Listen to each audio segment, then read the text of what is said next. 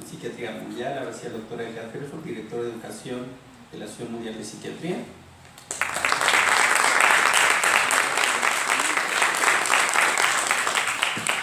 La doctora Virginia Rosabal, representante de la zona 3 de la WPA también.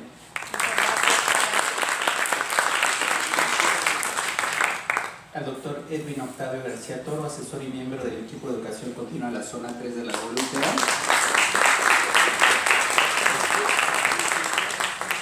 Y también nos acompaña el doctor Freddy Pazurná, que es jefe de salud mental de la Asociación Psiquiátrica Española.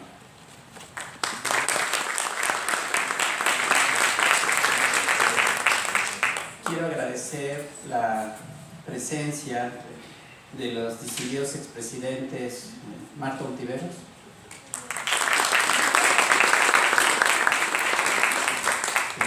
uno de nuestros socios fundadores, el doctor Raimundo Macías Avilés,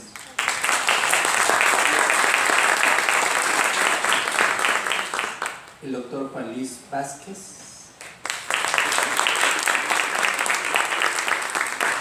y del doctor Eduardo Madrigal de León, que además es director general de los servicios de atención psiquiátrica de la Secretaría de Salud del Gobierno Federal.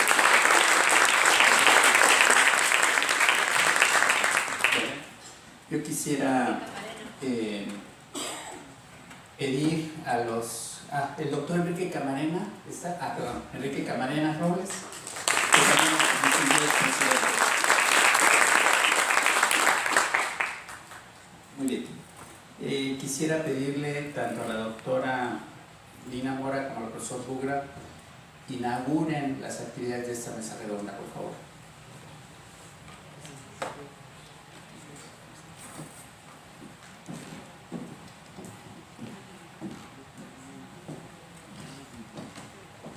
Para mí es un grandísimo honor poder ser sede de este importante evento de la Asociación Psiquiátrica Mexicana y de la colaboración con la Asociación Mundial de la Psiquiatría. Profesor Dinesh Bugra, bienvenido y muchas gracias por estar aquí, y desde luego también muchas gracias a los doctores que nos acompañan. El tema me parece también muy importante, me parece que es una gran oportunidad que la psiquiatría lo aborde desde todas las perspectivas que se van a ver en esta mesa redonda. La violencia y la adolescencia nos preocupa de manera muy especial. Sabemos que es el principal factor de riesgo para muchas de las enfermedades que atendemos en nuestras instituciones, y adquirir un compromiso para analizarlo y también para difundirlo y para atenderlo, pues me parece una oportunidad muy importante. Muchas gracias por permitirnos ser parte de este compromiso.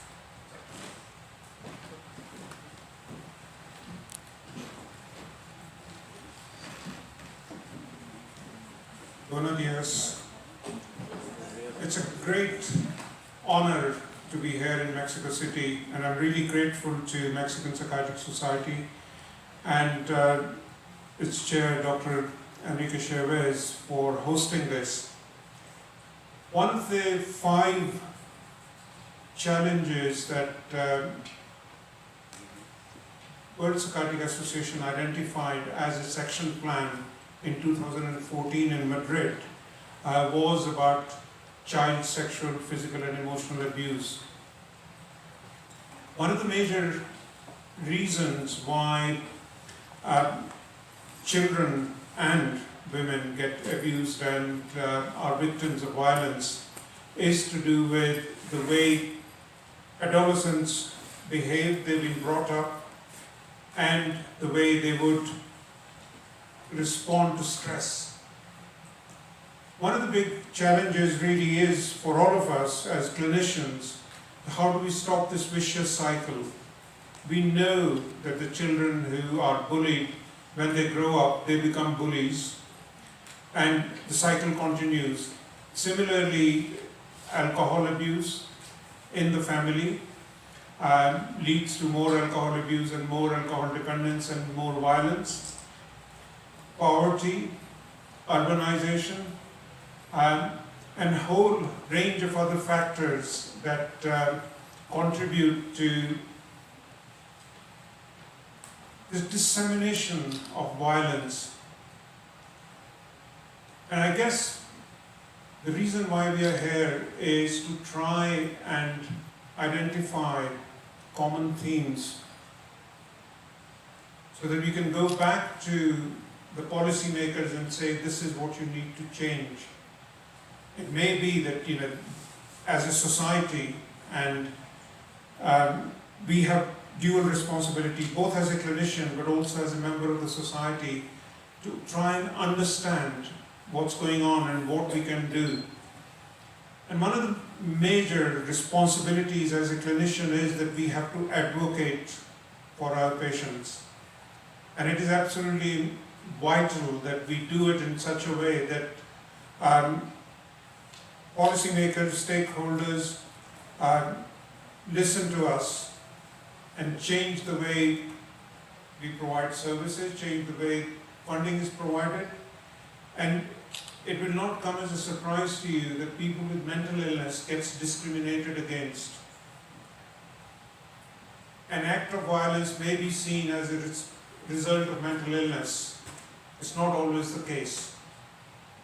WPA has just completed a global survey of 193 countries around the world.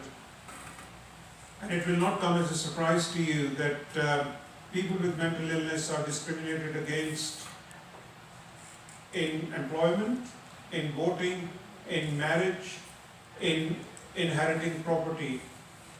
42% of the countries do not allow people with mental illness to get married. And so we have launched a campaign, a year-long campaign, Social Justice for Mental Illness, and the blue butterfly is the symbol. So we'll try and spread the blue butterflies around, so join us. This is the first step towards understanding. In addition to treating mental illness, we also need to look at prevention of mental illness. How do we make sure that children, adolescents, adults do not go on to develop mental illness? 75% of mental illness in adulthood starts below the age of 24. 50% starts below the age of 15. So there is something that we can do, and we have to do it together. Clinicians can't do it alone. Policymakers, families, carers, and other stakeholders need to be a part of that. I'm really looking forward to 2 days of deliberation and coming up with a declaration tomorrow, asking the clinicians, the policymakers, and the researchers to look at what is an incredibly important topic of adolescence and violence. Thank you very much, Enrique, for inviting me. Thank you for your very generous hospitality. I'm really delighted to be here. Thank you.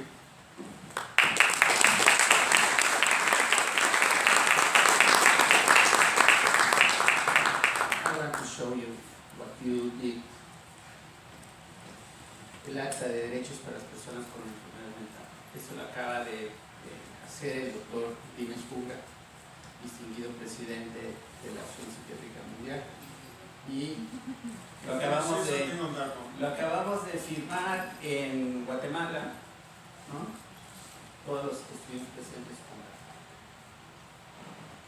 I had a message this morning that this is being presented to the British Parliament, and the British Parliament is being asked to support the Bill of Rights for people with mental illness.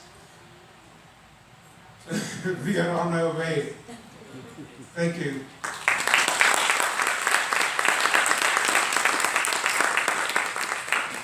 Quisiera hacer la inauguración oficial de la mesa redonda, que forma parte de un conjunto de mesas redondas de Latinoamérica. A nosotros nos tocó el infortunio de tener que hablar de adolescencia y violencia. Es un problema que estamos viviendo y que nuestros jóvenes van a vivir todavía en la edad adulta y en la ciudad. Les quiero agradecer y quiero dar por inaugurada esta mesa redonda de adolescencia y violencia que se lleva a efecto aquí en el Instituto Nacional de Psiquiatría en la Ciudad de México. Muchas gracias.